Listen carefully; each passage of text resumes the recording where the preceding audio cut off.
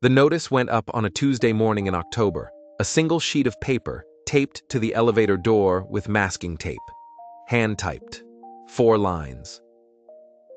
Effective immediately, Harlan County Grain Cooperative is suspending all grain purchases. No incoming loads will be accepted until further notice. Thank you for your business. 14 farmers showed up that morning with full trucks. They read the notice. They stood in the gravel lot for a while, not saying anything. Then they drove home. With everything they came with. The corn was still there. 200,000 bushels, sitting in bins and wagons and cribs across the county. The harvest had been strong. Yields were good. The weather had cooperated for the first time in 3 years. Everything had worked. Except one thing. Their buyer was gone. And here's what nobody understood yet. Not fully, not that first morning, losing your buyer is not the same as losing your crop. But it can get there fast. Let me tell you what the Harlan County Grain Cooperative actually was, because it wasn't just a building with a scale and a storage pit. It was the mechanism by which grain became money. Every bushel of corn a farmer grows is worth exactly nothing until someone agrees to buy it. That sounds simple. It's not.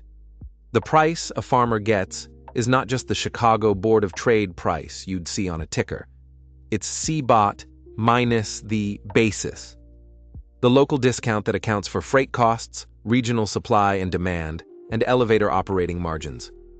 In Harlan County in 1984, that basis was running about 30 cents under Chicago. On 200,000 bushels, that spread mattered enormously. But more than pricing, the elevator was price discovery. It was the place where corn stopped being corn and started being a number. A cash bid posted on a chalkboard every morning. A bid that told every farmer in the county what their grain was worth. Today, here, in their trucks. When that board went dark, there was no price. There was just corn, and markets don't wait. The cooperative had been running thin for 2 years. Nobody wanted to talk about the part later, but it was true. Fuel costs had risen. Fumigation costs had risen. The cost of moving grain on trucks to terminal elevators in the city had risen. Meanwhile, corn prices had been soft. The cooperative's margins had compressed until there wasn't much margin left. The board had been in quiet discussions with 2 regional buyers since spring. Those discussions had not gone well. By September, the co-op's operating line of credit was tapped out. When the elevator manager called the bank in the second week of October asking for a short-term extension to get through harvest, the bank said no. The notice went up the next Tuesday. 14 trucks in the lot. Nobody saying anything? And 200,000 bushels with nowhere to go. The farmer's first instinct was reasonable. If Harlan County won't take it somewhere else. Dale Kruger was the first one to make that call. 40 years old, 600 acres of corn, mostly in the bin, a land payment due in January. He called the elevator in Crestwood, 2 counties over. They were buying. Cash bid that morning was $2.18 per bushel, about a nickel under what Harlan had been posting before the closure. Not ideal, but workable. Then Dale did the math on freight. Crestwood was 47 miles by road. His semi held 900 bushels. To move his 600-acre crop, call it 90,000 bushels at 150 bushels per acre, he'd need roughly 100 truckloads. At the going rate for a hired truck and driver, each trip to Crestwood and back would run about $180. That's $18,000 in freight costs alone, against a crop that was supposed to net him around $22,000 before input costs. He sat with that number for a long time. Then he called his neighbor, Harold Voss, and told him what he'd found. Harold called the elevator in Millfield, 38 miles the other direction. Same story. They were buying. Price was similar. Freight was similar. Both men decided they didn't have a choice. They started hauling, and that's when the pressure started to spread. Here's what happens when 14 farmers, who've each lost a local buyer, all call the same 3 regional elevators on the same morning. By Wednesday, the cash bid at Crestwood had dropped 2 cents. By Thursday, another cent. Millfield dropped 3 cents over the same period. The elevator managers weren't being malicious. They were reading their own scales. Trucks that hadn't come from Harlan County before were now lining up before dawn. Storage was filling faster than they'd planned. When your pit is filling up faster than you can move grain to terminal, you stop competing for supply. You lower your bid. By the end of the first week, farmers from Harlan County were getting $2, $12 in Crestwood, $2.09 in Millfield. The basis had widened by 9 to 12 cents in a matter of days because they'd taken their regional oversupply problem and exported it. The corn was there, still in bins, still in wagons, still good corn. But every truck that left Harlan County was telling the regional market, "We have more than we can absorb locally." And markets priced that information instantly. Dale Kruger ran the new numbers. He called Harold Voss. Neither of them said much. By the second week, the weather changed. A warm front moved in and sat. Temperatures climbed into the 60s. That matters for corn in storage. Corn harvested that fall was coming out of the field at 18 to 20% moisture. Safe long-term storage requires 14% or below. To get there, you either run it through a dryer, which takes propane and time and money, or you bin it and let cold winter air do the work over several months. Either way, corn sitting in a warm October is corn that's at risk. Harold Voss had 40,000 bushels in a flat-bottom bin that wasn't aerated well. He checked it Thursday morning, and the temperature probe was reading warm in the center. He had hot spots starting. Hot corn spoils. Spoiled corn grades out. Graded corn gets docked at the elevator. He needed to move it, fast. But Crestwood was backed up 3 days on scheduling. Millfield was backed up 4. Harold drove over to Dale's farm, and they stood in Harold's driveway, looking at a bin that was starting to turn on them. The corn was there, all 40,000 bushels of it, and every day it sat, it was worth a little less. Let me explain something about grain as a financial instrument, because this is where the story gets complicated in a way most people don't see coming.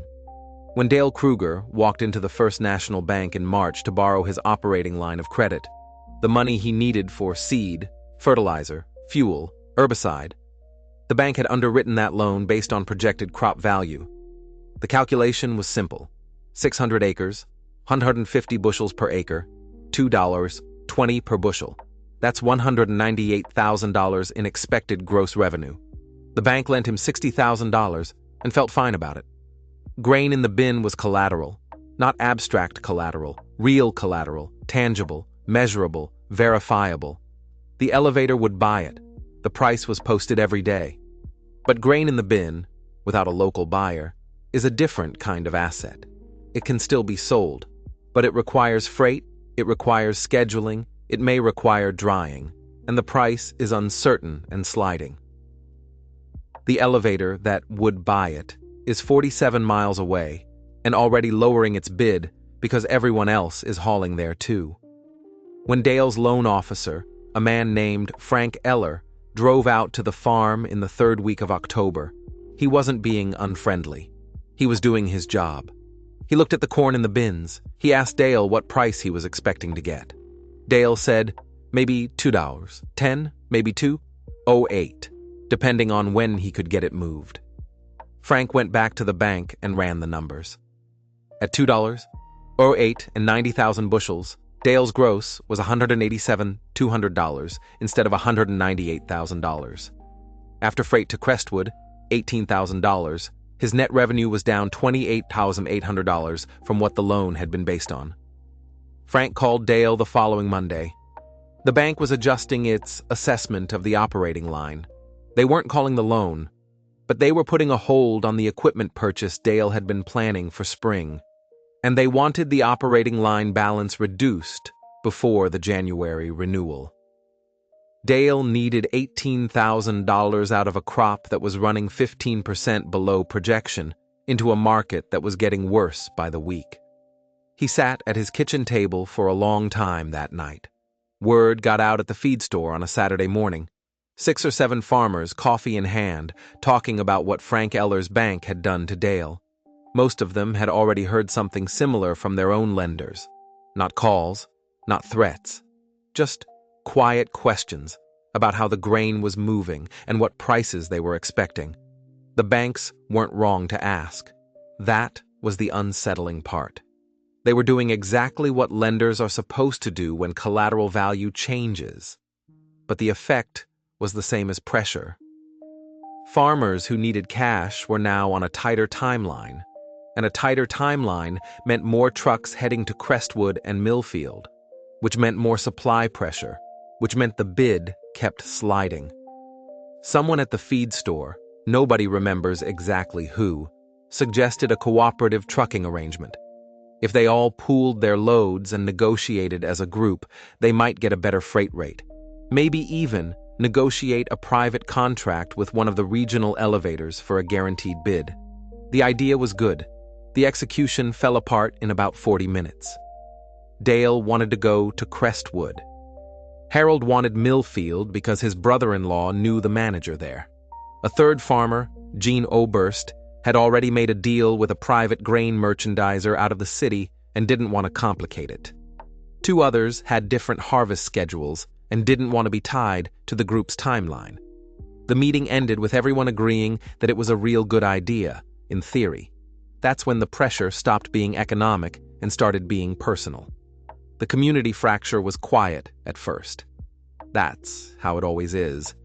No shouting, no accusations, just farmers who'd helped each other for 20 years suddenly being careful about what they said.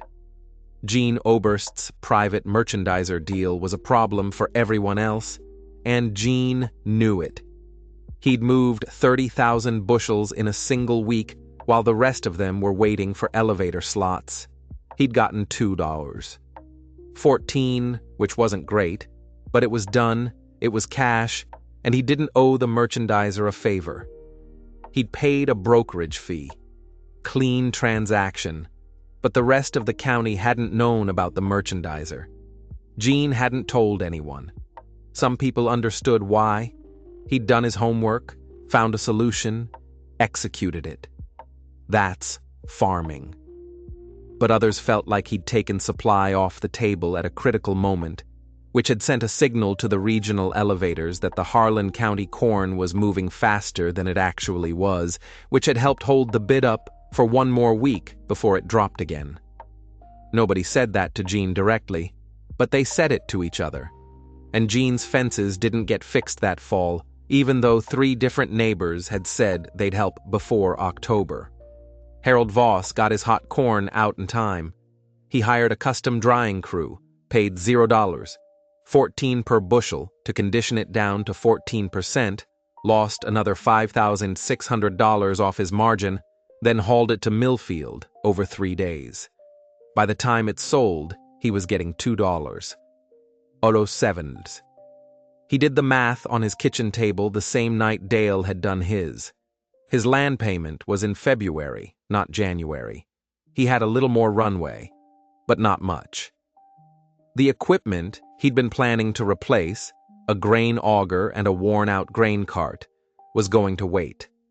The parts for the auger he'd need to make it last another season were going to run $400. He ordered them. That was the farm crisis, in miniature right there. Not foreclosure, not bankruptcy, not a villain, just a farmer ordering a $400 repair kit instead of a $12,000 equipment replacement, because the market structure that made his crop liquid had disappeared, and nobody had built a backup plan for that. There was one farmer in Harlan County who came through that fall without restructuring, without late payments, without selling at the sliding market bottom. His name was Ron Teschler. He farmed 480 acres, mostly corn, some soybeans on the lighter ground. He was quiet, methodical, not particularly social. He subscribed to 2 commodity market newsletters and had been reading them for 10 years. Starting in August, Ron had sold forward contracts for 40% of his expected corn crop through a grain merchandiser in the city. He'd locked in 24 per bushel on 60,000 bushels. When the elevator closed, those contracts were already executed. The merchandiser arranged pickup on his schedule at the contracted price, using their own freight network. Ron's 40% forward sale had protected most of his margin. The remaining 60% he sold into Crestwood in early November after the initial panic volume had thinned out and the bid had partially recovered to $2.13. He'd never said much about his marketing strategy to anyone, not because he was secretive, but because nobody had asked. Grain marketing wasn't something most Harlan County farmers talked about in detail. Everyone sold to the local elevator when they were ready. The elevator posted the price. You took the price. That was the system. Ron had decided years earlier that depending entirely on one local buyer was a structural risk. He hadn't known the elevator was going to close. He'd just decided he didn't want to be in a position where one phone call could strand his entire crop. He'd been right. But it hadn't made him popular that fall, because when other farmers figured out what he'd done, the reaction wasn't admiration. It was something closer to resentment. They felt like the forward contracts had been available to everyone, and nobody had thought to use them. Ron hadn't caused anything, but he reminded them that there had been another choice, and most of them hadn't known enough to make it. By December, the Harlan County Grain Cooperative's assets were in the hands of a receiver. The equipment, legs, conveyors, scale, the 300,000 bushel concrete tank, was appraised at $420,000. The property was worth another $80,000. 3 parties expressed interest, 2 regional cooperatives, both of which ran elevators in adjacent counties and had seen exactly what the Harlan County closure had done to their own inbound volume that fall. And 1 corporate grain company out of the Midwest with operations in 8 states. The regional cooperatives made offers. The corporate buyer made a better one. By February 1985, the Harlan County elevator had new ownership. The sign changed. The price board came back on. Cash bids were posted every morning. The farmers went back to selling there. What else were they going to do? But something had shifted, and most of them felt it without being able to name it exactly. Under cooperative ownership, the farmers had been members. They'd elected a board.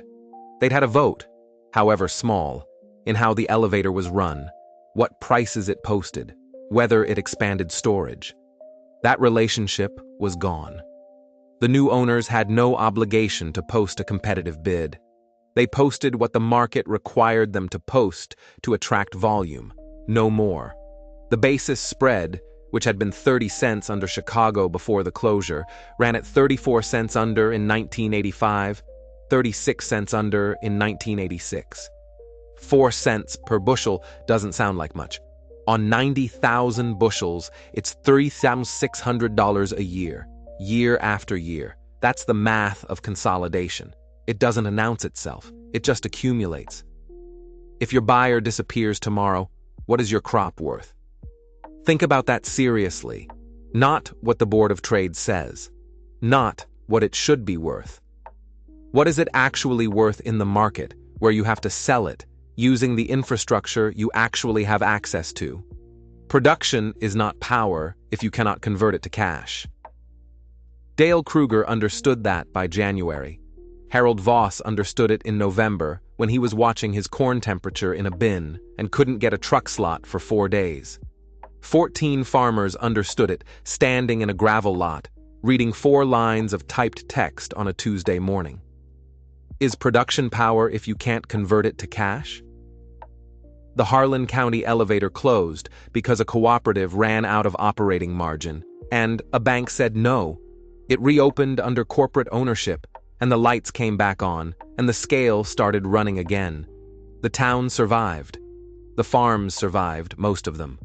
but the farmers who had sold to a cooperative they owned, where they had a vote and a membership stake, and at least theoretical influence over how business was conducted. Those farmers now sold to a company that owed them nothing except a competitive bid. The corn was still there. It's always there. The land doesn't change, the yield doesn't disappear, but markets don't wait. Infrastructure decides who converts production into money and on what terms, and once you've sold the infrastructure, you've sold something that's hard to explain and harder to get back. Corn is worthless without a market. Not complicated, not poetic, just true. If this story changed how you think about market access, infrastructure dependency, and what it actually means to control your own crop, do 3 things. First, subscribe. We cover stories about how agricultural economics actually work, not how it looks from the outside. Second, leave a comment. Have you ever been in a position where your product existed, but your buyer didn't? In farming, in business, in anything? Tell me what that felt like. Third, share this with someone who thinks production is the whole game, because production is half the game. The other half is getting paid, and that half depends on things most people never think about until they're standing in a gravel lot reading a notice taped to a closed door. Thanks for watching. I'll see you in the next one.